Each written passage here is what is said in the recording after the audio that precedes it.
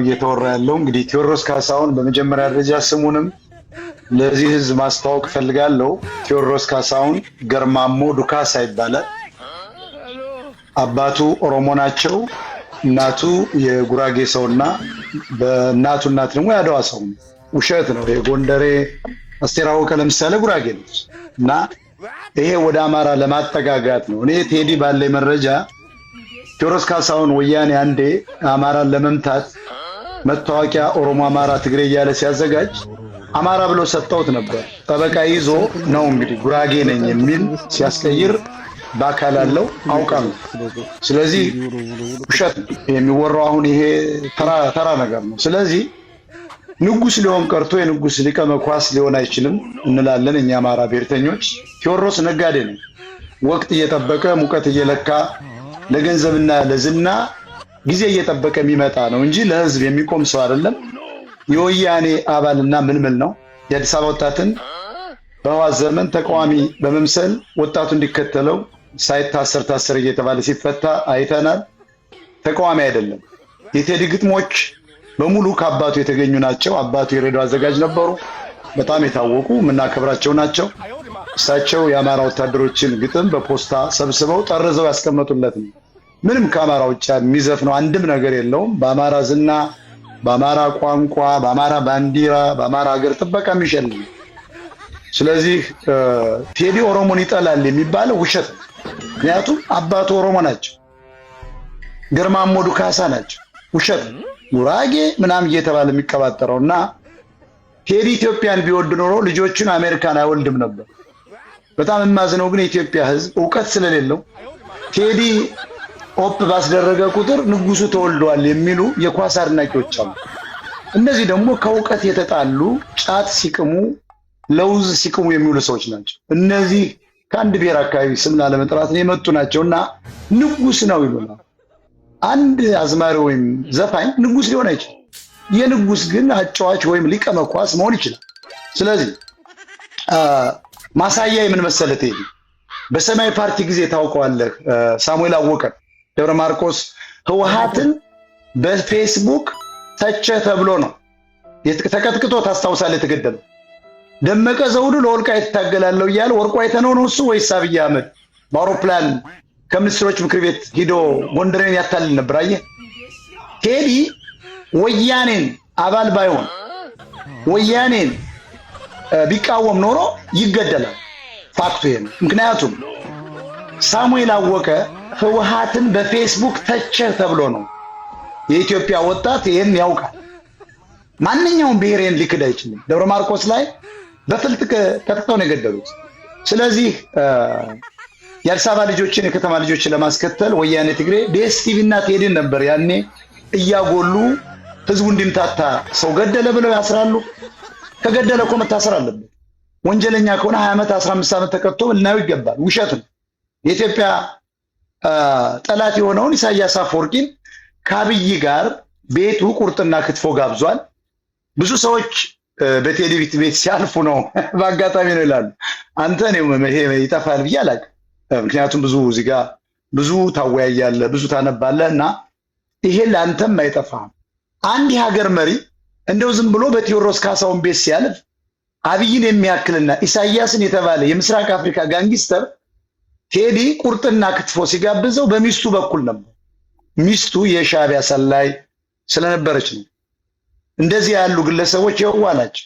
ኢሳያስና አብይ የሀገር መሪ ሆነው ሳለ ተራ ሰዎች እኮ አይደሉም። ታስቦበት የተደረገ የታቀደ ነው። ቴዲ አፍሮ ኢትዮጵያ ኢትዮጵያ የሚል ለገንዘብ በቃ ለንግድ ነው። በተለይ የአማራን ኪስ የአማራን ዲያስፖራ ለማጠብ ለመዝረፍ። በዚህ ደግሞ የከበረ ግለሰብ ነው። በጣም ከፍተኛ ገንዘብ አለው። በጣም ግንባታ አግኝቶበታል። ቴዲ አፍሮ ገጽታው እየተገነባለት ያለ ሆን ተብሎ ነው። አሁን ከትግሬና ከጉራጌ ከኤርትራ አካባቢ አሁን ጽምዶ የሚባል ነገር አለ። በሚስቱ በኩል በጣም ኤርትራኖች ጨምሮ ይደግፉታል። በመሰረቱ ቴዲ ለአንድ ኤርትራዊ በሚሊዮን ብር ሲሰጥ ለታገቱ የአማራ ሴቶች፣ ለተገደሉ የአማራ ሰዎች አንድም ነገር ያደረገው ነገር የለም። በአይናችን አይተናል። ኤርትራዊ ተፈርዶበታል ሊገደል ነው ሲባል በሚሊዮን ዶላር አውጥቶ ሲሰጥ አይተናል። ያው ከአማራ ኪስ የሚወስደውን የሰጠውና ቅድም እንደገለጽኩት የቴዲ አባት ሬዲዮ ላይ ይሰሩ ነበር ወታደር ሆነው ሳለ። በዚያን ወቅት ደግሞ የኢትዮጵያ መከላከያ ሰራዊት ያለው አማራው ግጥም ይችላል። ያን መድበል ሰጥተውታል። ጥሩ ነው፣ አይዘፍንም አይባልም፣ ጥሩ ድምፅ አለው፣ ምንም አይካድም። ስለዚህ ቴዲን ብታየው ቴዎድሮስ በዘፈኖች ውስጥ ኦሮሞ፣ ትግሬ፣ ጉራጌ እያለ ሲጠራ አይተው ከሆነ ጎጃምና ጎንደር፣ ኦሮሞና ተጉለት ዩሲ he never mentioned Amhara people but he got $1 million from Amhara people. ይሄን ማወቅ ያለብን ቴዲ የኤርትራና የአድዋ ዘር ያላት ሴት ሲያገባ ታስቦበት ነው። ፖለቲካዊ ጋብቻ ነው። ከእንደዚህ ምናምን ጸጉሩን ቅንድቡን ሊቀነደብ ውሸት ነው። ታስቦበት ነው። ሚስቱ የወያኔ ሻዕቢያ ሰላይ ነች። በመቄዶንያና በመሳሰሉት የዘረፋ ተቋሞች ይሄን በኦርቶዶክስ የተኛውን አማራ ከፍተኛ ሼር እንዳላት አውቃለሁ። ኒውዮርክ ውስጥ ከአማራ ዲያስፖራ በተሰበሰበ ገንዘብ ትልቅ ካፌና ላይብራሪ ከኢንተርኔት ካፌ ጋር አላቸው። ይሄ ነው። ስለዚህ ቴዲ ኦፕ ባደረገ ቁጥር ጃ ተወልዷል የሚሉ ቂል ኢትዮጵያኖች ናቸው። የማያውቁት ነገር መረጃ የላቸውም። ስለዚህ አሁን የቴዲ አፍሮ የሶሻል ሚዲያ ቅስቀሳ ለ7 ዓመታት የአማራ ሕዝብ ሲጨፈጨፍ ድምፅ ስላልሆነ፣ ስላልተቃወመ፣ ስላልረዳ ደብረ ብርሃን እኮ ቅርቡ ነው ለሱ በአማራ ሕዝብ በኩል ተቀባይነት ስላጣ ተቀባይነት እንዲያገኝ ሰይፉ ፋንታውን ግጥሙን ሰርቆታል። አብይ አህመድ እንዳይ ኢንተርቪውን ከለከለ። ይሄ ቱሪና ፋውሬ ነው፣ አንቀበለውም። ቴዲ አፍሮ ለትግራይ እናቶች በሚል ከፍተኛ $1 ሚሊዮን ሲሰጥ ለአማራ ሰዎች ግን ደብረ ብርሃን ላይ 1 ኩንታል ጤፍ እኮ አላቀረበም። ግን የሚያገኘው ከቁጥር ብዙ ከሆነው ከአማራ ህዝብ ነው። ዶክተሮች ሁሉ እኮ ይደግፉታል። ለምን ካልከኝ ቴዎድሮስ የአማራ ዶክተሮች ገጠሬ ይባላል ብለው ያስባሉ። የአማራን ዘፈኖች ላለመስማት የቴዲ እንዴት ቴዲ ንጉስ ነው ይሏል ዶክተሮች። ለምን ስትለው ገጠሬ እባላለሁ ብለው ስለሚያስቡ ነው እንጂ የአማራ ዘፈኖች አንተም ሌሎችም እንደምታውቁት በጣም አሁን እንደውም በጣም በአገር ላይ ናኝቷል። በኢትዮጵያ ምግብ ቤቶች፣ በተለያዩ ጭፈራ ቤቶች ይከፈታል። አሁን ያለ አማራ ዘፈን አይጥምም። ያለ አማራ ሰው አንተም ተናግራል። ጫው ነው ለኢትዮጵያ ብላልና በጣም እናመሰግናለን። ቴዲ አፍሮ ዶላር እየሰበሰበ የሚቀጥል ሰው ነው። ዶክተር የተባለውም በጎንደር ዩኒቨርሲቲ ነው። በጣም የሚያሳዝነው እሱና ኦባንግ ሜቶ ባህር ዳር አማራ መሪ ስለሌለው ክልሉን በአደን የተባለ አማርኛ ተናጋሪ ትግሬ ስለከበበው የሌላ ዘሮች ከቅማንት ኮሚቴ አገው ሸንጎ ትግሬ ኦሮሞዎች ስለያዙት ኤርትራውያኖች ስለያዙት በጣም ኦኬ። ቴዲ አፍሮ የተባለ ዶክተር ሊሰጠው አይገባም።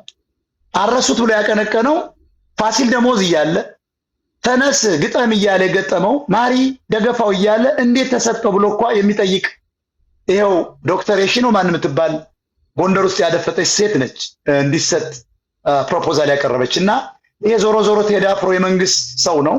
ህዝቡን ለመያዝ የከተማ ልጆችን ለመያዝ እንዲከተሉት የተደረገ ሰው ነው። አሁንም ከአብይ ጋር ሊጣላ አይችልም። አሁንም የአማራ ህዝብ ጭፍጨፋ ላይ ስላለ እየተገደለ ስላለ በቴዲ አፍሮ ባዶናይ በምናምን እየተባለ በመቄዶንያ ሁኬርስ ቴዲ ዘፈነ አልዘፈነ ምንም አያገባንም። ስለዚህ በጣም አመሰግናለሁ ሐሳቤን ለመግለጽ ስለፈቀድክልኝ። ቴንክ ዩ ሞጣ። እሺ ወደ አያና እንሄዳለን።